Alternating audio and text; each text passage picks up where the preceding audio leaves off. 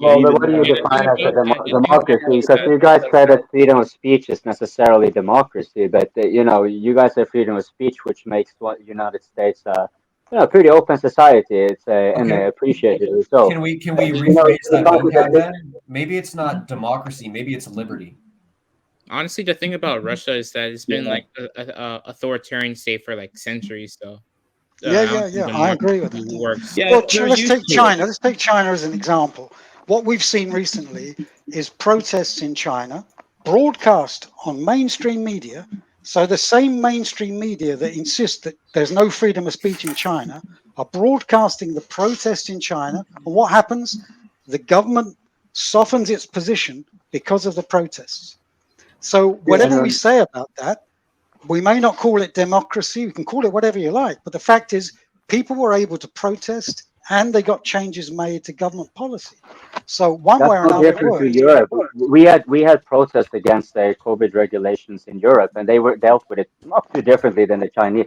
Sure, the Chinese have a more overtly strict way to go about it, but ultimately, if you're clubbing or jailing people, you're clubbing and jailing people. If you're forcing them to restricting their movement and so forth, and their policies were mostly on unscientific grounds, and there were scientists that were trying to point out, like, hold on, wait, this is not what we meant about taking measures against COVID. They were censored, like in many cases, and they praised China's efficiency of preventing COVID because they love China's authoritarianism. But now that of course, also China is an adversary, so we remember who said this. There are three spiders talking. And the Geneva Convention, right? This is the same thing. Three spiders pointing at each other, right? Like the U.S., Europe, and China are, it's just on the surface. It's like saying the Republicans and Democrats are any different. Like, well, look at the policies. They're basically trying to outdo each other, right? On how to screw over the American people mostly. Like, there's no difference. There's no right and left in that sense. But there are people saying like, oh yeah, this pro-war media channel MSNBC is somehow left-wing because it's it's just only recently they started actually going for maybe this guy Julian Assange haven't done anything else that we haven't done, like actually it's been more truthful than us, so he's really maybe we shouldn't do something against him. Like, first now, what, 11 years later, 10 years later or something? Sorry, I can't no rants here. No, you're making a good point. Oh, Assange is a really good point. If a democracy cannot recognize someone like Assange, then we have a serious problem. Yeah. And if someone like Assange gets locked up, whether it's in the UK, whether it's in the Ecuadorian embassy, it's the same thing. It's imprisonment, right? Or whether it's in the US, and if he gets extradited, then we have a serious problem with democracy, I think. So I think that sort of thing does have that. And even if he's wrong, the fact is that we need to encourage that diversity of opinion, right? And look what happened to Assange, right? We don't know. I mean, the Swedes apparently had a rape case against him. But they dropped it. They dropped it. Does anyone believe that case was real? Or do they believe, like I suspect, that it was manipulated by the CIA? Manipulated or not, it still doesn't justify what Assange has gone through. Okay, right? Like, we talk about we need to have this difference of opinions in democracy, but like that's kind of like talking about ideals in communism, right? Ideals are ideals, utopian ideals are that. We don't live in one right now. If in the United States, if you go downtown to the center of a blue city and start holding up posters about the things you believe, you'll get jumped. You will get jumped. I guarantee you that's fucking true. Yeah. I guarantee you. I live in a blue city. If I walked down 2 blocks to the city park there and did that shit, if I held up a Trump sign, I bet you in a half hour I'd get a fucking crowd around me and I'd get my ass beat. Okay, but you see, that's a very fine line, right? Having people around you disagreeing with what you're saying is one thing, right? That's totally fine. It's when the crowd moves past that. But you see that I've seen it in person. Don't worry. You were talking to me, asking me earlier, Alan, whether how well does the propaganda work? Now, I mentioned the elderly population. So I just pointed out this thing about the sanctions aren't working. What's the point of doing this? Maybe we should kind of get into a peaceful negotiations or something like that. And then I got some weird questions in return. And before you know it, it went south really quickly, and I was called a communist Nazi and like some weird shit. And I was literally, this is a friend of mine, right? In his 60s, 70s, and he like it was like, damn, it was almost like I'm going to beat you up, and like I'm going to drive you home. And he just threw me out of his house, literally drew me home as like got furious. And this is like a propaganda in like that you can't have a conversation even. And so don't you worry. I know Americans are known for kind of having like a sort of stereotypically uniquely stupid society, which maybe you do have. But don't worry, we are learning. We're right behind you there, right behind you. Yeah. I have a little bit of an anecdotal story. I was driving downtown earlier this year.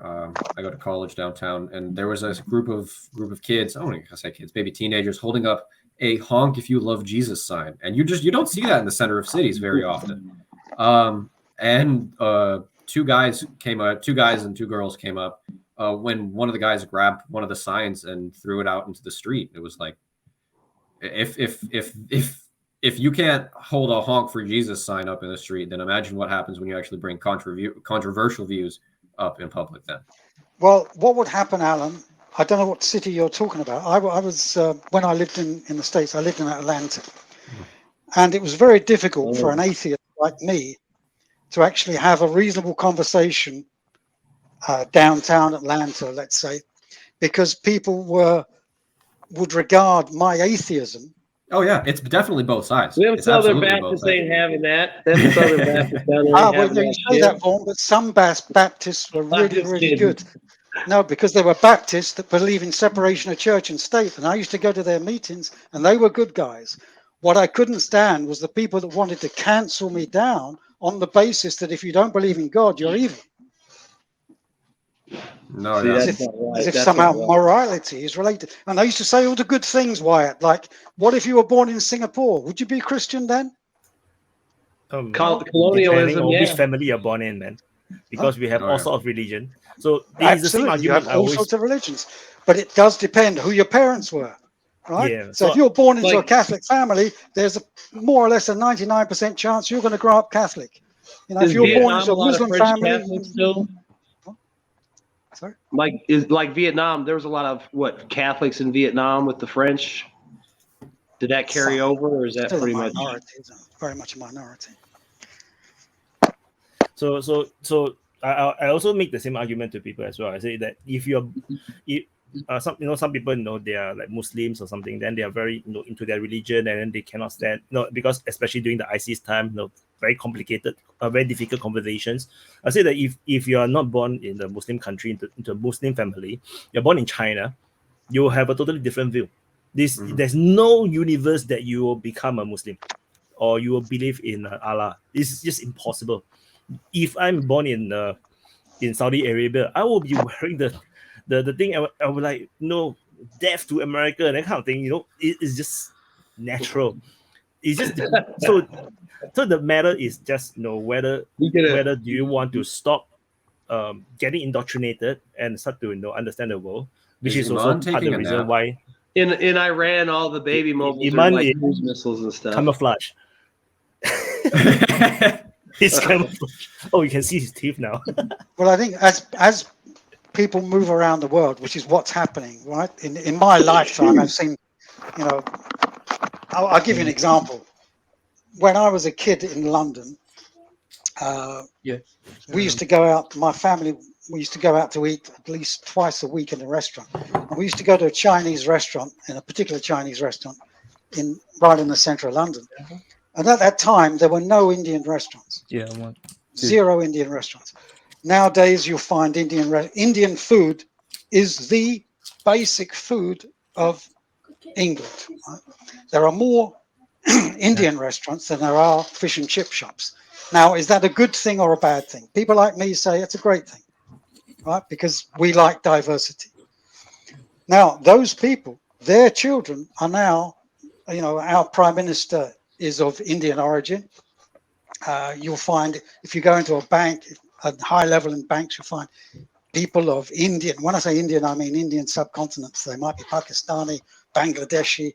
They're in there. So that's the diversity which we have to cope with as democracies.